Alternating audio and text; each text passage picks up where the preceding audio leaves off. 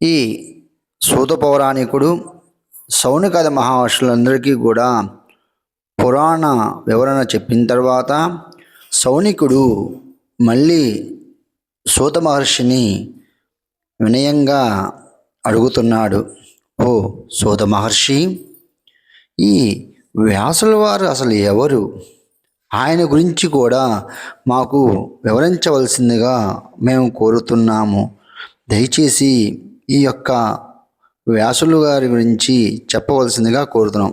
ఇప్పుడు సూత మహర్షి ఈ యొక్క వ్యాస మహర్షి గురించి చెప్పడం మొదలుపెట్టాడు.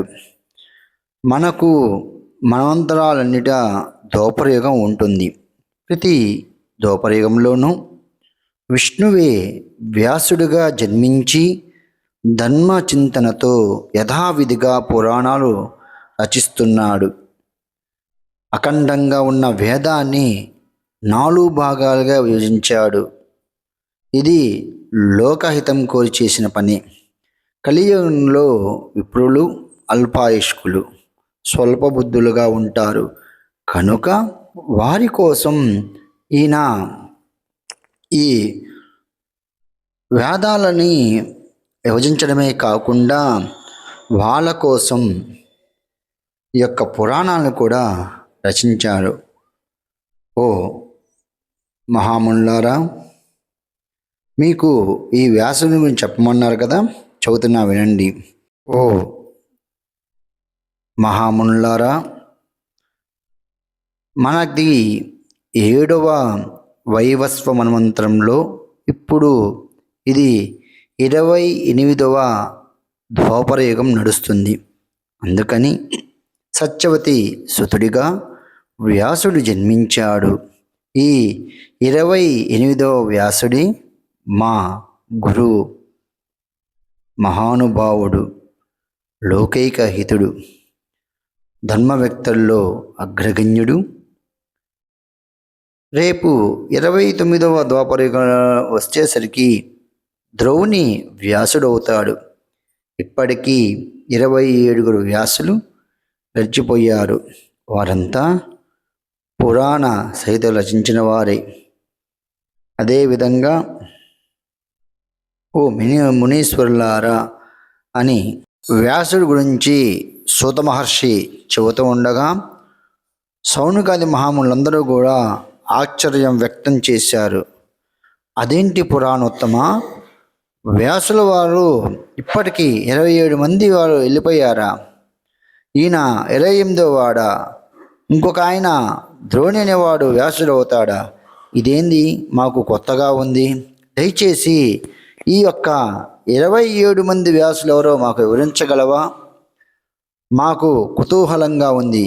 దయచేసి ఆ వ్యాసుల పేర్లు మాకు చెప్పవలసిందిగా కోరుతున్నాము అని శౌనకాది మహామునులు సూత పౌరాణికుణ్ణి కోరారు. అప్పుడు సూత పౌరాణికుడు ఒక నవ్వు నవ్వి, ఓ మునిసత్తములారా, మొదట ద్వాపరంలో స్వయంభువుడే స్వయంగా వేద విభజన చేశాడు. 2వ ద్వాపరంలో ప్రజాపతి వ్యాసుడయ్యాడు. 3వ ద్వాపరంలో వసనసుడు, 4వ ద్వాపరంలో బృహస్పతి, 5వ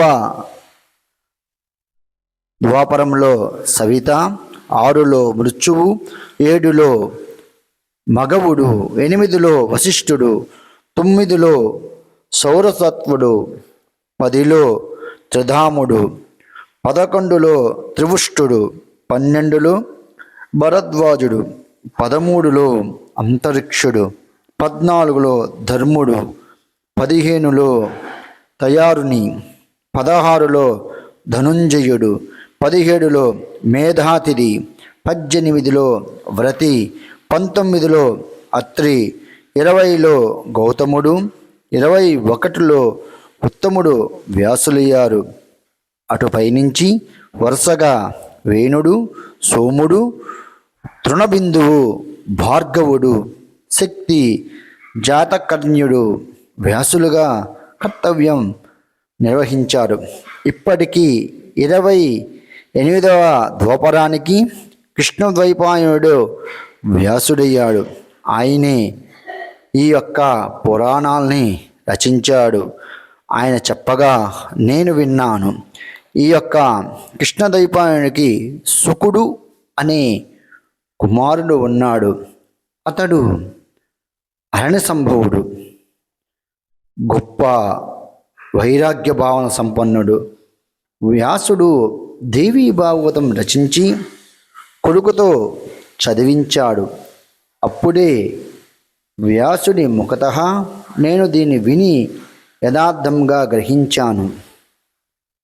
కరుణా సముద్రుడు మా గురువుగారు శుకుడి సందేహాలకు సమాధానాలుగా ఈ దేవీ భాగవత రహస్యాలను విడమర్చి చెప్పారు. అయోనిజుడైన ఆ బుద్ధిమంతుడితో పాటు నేను విని ఆయా విషయాలు కొంత తెలుసుకోగలిగాను. ఓ మునిపుంగవులారా, ఈ దేవీ భాగవతం ఒక కల్పవృక్షం. దీని ఫలాలను ఆస్వాదించాలనే కోరికతో సంసార మహాసముద్రాన్ని తరించాలనే వాంఛతో ఈ యొక్క దేవీ భాగవతాన్ని ప్రేమగా శ్రద్ధగా సుగుడంతటి వాడు ఆలకించాడు. అద్భుతమైన ఈ పురాణాన్ని వింటే ఈ భూలోకంలో ఎవరికైనా ఇక కలిభయం అంటూ ఏదీ ఉండదుగాక ఉండదు. ఇది సత్యము, గ్రహించండి. భగవతి నామకీర్తమైన ఈ మనోహరమైన పురాణం నిజంగా వినాలనే కోరికతో కాకపోయినా ఏదో వంకతో విన్నప్పటికీ ఎంతటి పాపాత్ముడైనా సరే, ఆచార దురంధరుడైనా సరే పుణ్యాత్ముడవుతాడు. ఇంకను ఇహలోకాల్లో సకల భోగాలు పొంది పరలోకంలో యోగీశ్వరులకు మాత్రమే దక్కే సుస్థిర స్థానాన్ని గెలుచుకుంటాడు. ఇంకా నిరంతరం శ్రద్ధగా వినేవారి హృదయంలో ఆ శక్తి స్వరూపిణి, నిర్గుణ స్వరూపిణి స్వయంగా తానే నిత్య నివాసం చేస్తుంది. అలాంటి ఈ యొక్క దేవీ భాగవతాన్ని మీరు అడిగినందుకు నాకు ఎంతో సంతోషంగా ఉంది. ఆ దేవి కృప వల్ల మీకు ఈ దేవీ భాగవతం గురించి చెప్పదలిచాను. ఓ సూత పౌరాణిక, ఆగాగు. నువ్వు మాకు వ్యాసుల వారికి కుమారుడున అని చెప్పారు కదా, ఆయన ఎవరు? ఆయన శుకుడని చెప్పారు కదా, గొప్ప వైరాగ్య భావం సంపన్నుడు అన్నారు కదా. ఈ శుకుడు ఎలా జన్మించాడు? అదిగాక అయోనిజ అంటున్నావు, అరణ్య సంభవుడు అంటున్నావు. మాకు ఈ శుకుడి గురించి వివరించవలసిందిగా మేము కోరుతున్నాము అని తోటి అడుగుతాడు. అప్పుడు సూత పౌరాణికుడు మళ్ళీ ఈ యొక్క శుకుడి గురించి చెప్పడం మొదలుపెట్టాడు. పూర్వం వ్యాసుల వారు సరస్వతీ నదీ తీరాన ఆశ్రమం నిర్మించుకొని తపస్సు చేసుకుంటున్నాడు. ఆయన నిత్యము ప్రాతకాలాన్ని లేచి ఆ యొక్క సరస్వతీ నదిలో స్నానం చేసి సంధ్యాది క్రియలని చేస్తూ చిన్నగా తన కుటీరానికి వస్తూ ఉంటే అక్కడ ఒక చెట్టు పైన 2 పిచ్చుకల జంట ఆ వ్యాసుల వారికి కనపడింది. అవి ముద్దు ముచ్చట ఆడుకోవటం వ్యాసుల వారికి ఎంతో సంతోషం అనిపించింది. సరే, ఈ వ్యాసుల వారు రోజు వస్తూ ఉంటే ఆ పిచ్చుకల వైపే చూస్తూ ఉండేవాడు. చాలా సంతోషంగా ఉండేవాడు. కొన్నాళ్ళకి ఆ పిచ్చుకలకి 2 చిన్న పిచ్చుకలు పుట్టినాయి. వాటి ముక్కు ఎర్రగా ఉన్నాయి. వాటికి ఇంకా రెక్కలు రాలేదు. సరే, ఈ వ్యాసుల వారు ఆ పిల్ల పిచ్చుకలను చూస్తూ ఆ చిన్న పిచ్చుకలకి పెద్ద పిచ్చుక తన నోటితో ఆహారాన్ని అందిస్తూ ఆ యొక్క పిల్లల్ని తన రెక్కలతో మృదువుగా వాటిని రెక్కలతో తొడుస్తూ వాటి గోలను వింటూ ఈ పిచ్చుకలు రెండూ కూడా ఎంతో సంతోషంగా ఉన్నాయి. అది చూడంగానే వ్యాసుల వారికి ఎక్కడో మనసులో పుత్రకాంక్ష కలిగింది. ఎమ్మడే వ్యాసుల వారు అంటున్నారు, అబ్బా, ఈ రెండు పిచ్చుకలకి ఇంకొక రెండు బుజ్జి పిచ్చుకలు పుట్టాయి. ఆ పిచ్చుకలు చూడు ఎంత మనోహరంగా తన పిల్లలకి ఆహారం ఇస్తున్నాయో. అసలు ఈ పక్షులకే ఇంత ప్రేమ ఉంటే మానవుల సంగతి చెప్పనేలా. సరే, ఈ యొక్క మానవులకి పిల్లలు పుడితే అపుత్రస్య గతిన్నాస్తి అంటారు కదా. అట్లానే ఈ పిల్లలు లేకపోవటం మానవులకి ఎంతో చింతన ఏర్పడుతుంది. కనుక ఆ మానవులు పుత్ర సంతానం కోసం ఎంతోమంది దేవతల్ని మొక్కుతూ ఉంటారు. ఆ విషయం నాకు తెలుసు అని ఆలోచిస్తూ ఈ యొక్క వ్యాసుల వారు కుటీరానికి వెళ్ళి నాకు కూడా ఒక పుత్ర సంతానం కలిగితే బాగుండు అని నిశ్చయించుకొని ఆయన పుత్ర సంతాన ప్రాప్తి కోసం తపస్ ఆచరించాలని నిశ్చయించుకొని ఆ వ్యాసుల వారు మేరు పర్వత శిఖరాలకు వెళ్ళి చేరుకున్నాడు. కానీ ఆ వ్యాసుల వారికి ఎన్నో సందేహాలు వచ్చాయి. ఈ పుత్ర సంతాన ప్రాప్తికి ఏ దేవుడికి తపస్సు చేయాలి నేను? విష్ణువుకా, సృష్టికర్త అయిన బ్రహ్మగా, లేకారకుడైన శివుడికా, లేదా అష్టదిక్పాలకులక, లేదా కార్తికేయుడికా, లేదా వినాయకుడిక, ఎవరికి ఆ తపస్సు చెయ్యాలో నాకు అర్థం కావటం లేదే. ఏదైనా కూడా నాకు పుత్రవాంఛ చాలా ఎక్కువగా ఉంది అని వ్యాసుల వారు ఆలోచిస్తూ ఆ మేరు పర్వతం దగ్గర ఒక చెట్టు కింద కూర్చొని ఉన్నాడు. అదే సమయంలో దేవర్షి అయిన నారద మహర్షి వీణ వీడుతూ ఆ వ్యాసుల వారి దగ్గరగా వస్తున్నాడు. అప్పుడు ఆ నారద మహర్షిని చూసి అర్ఘ్యపాద్యాలు ఇచ్చి వ్యాసుల వారు ఎందుకో ఆందోళనగా ఉన్నాడు. ఆయన యొక్క ఆందోళన నారదుల వారు గ్రహించి, ఓ వ్యాస మహర్షి, ఏంది మీ ముఖం నందు ఆందోళన కనపడుతుంది?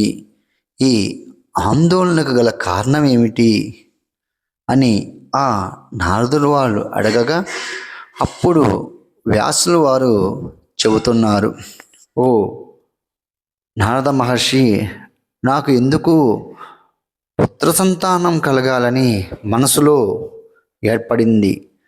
అందుకోసం ఏ దేవుణ్ణి పూజించాలా, ఏ తపస్సు చెయ్యాలా అని నేను ఆలోచిస్తున్నాను అని వ్యాసుల వారు అనగా నారదుల వారు చెబుతున్నారు, ఓ వ్యాస మహర్షి, ఒకప్పుడు నేను మా తండ్రి గారైన ఆ చతుర్ముఖ బ్రహ్మను ఇదే ప్రశ్న అడిగాను.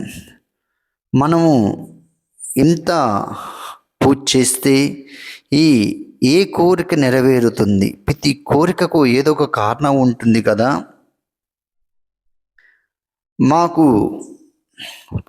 కొంతమందికి సంతానం కావాలని, కొంతమందికి బాధలు తీరాలని, కొంతమందికి పాపాలు పోవాలని, ఎన్నో రకాలుగా బాధలు ఉంటూ ఉంటాయి కనుక వాటిని తొలగించుకునే మార్గం ఎట్లా అని నేను మా తండ్రి గారైన బ్రహ్మదేవుడిని కోరాను. అదేవిధంగా బ్రహ్మదేవుడిని ఇంకొక ప్రశ్న కూడా అడిగాను, స్వామి, ఈ జగత్తు మొత్తాన్ని ఎవరు పాలిస్తున్నారు? రుద్రుడా, విష్ణువా, లేక మీరా? మాకు సువిస్తారంగా చెప్పుడు అని నారదుడు బ్రహ్మదేవుణ్ణి అడిగాడు. అప్పుడు బ్రహ్మదేవుడు చిరునవ్వు నవ్వి ఒక్కసారి ఆ యొక్క జగన్మాతను స్మరిస్తూ, ఓ నారద, ఇదీ ప్రశ్నను నేను మా తండ్రి గారైన శంఖచక్ర గదాధారైన విష్ణువుని అడిగాను. ఆయన ఒక నవ్వు నవ్వి, బ్రహ్మదేవ, సృష్టికర్తవైన నువ్వు ఈ విషయం తెలుసుకోలేకపోతున్నావా? నువ్వు సృష్టించినా, నేను ఈ యొక్క పాలన చేస్తున్నా, శంకరుడు లయ చేస్తున్నా, అది ఒకరి ఆదేశం మీదే జరుగుతుంది. అదే మహా గొప్ప శక్తి స్వరూపిణి, ప్రకృతి రూపిణి. ఆ యొక్క దేవిని ఆరాధిస్తూ ఆమె దయ వల్ల మనము సృష్టి స్థితి లయలను చేస్తూ ఉన్నాము. నీకు ఇంకా గుర్తు రావటం లేదా? నువ్వు కమలం నందు ధ్యానంలో ఉంటే మధుకైటవుల రాక్షసులు వచ్చినప్పుడు నువ్వు నన్ను చూసి, నిద్రలో ఉన్న నన్ను చూసి ధ్యానించావు.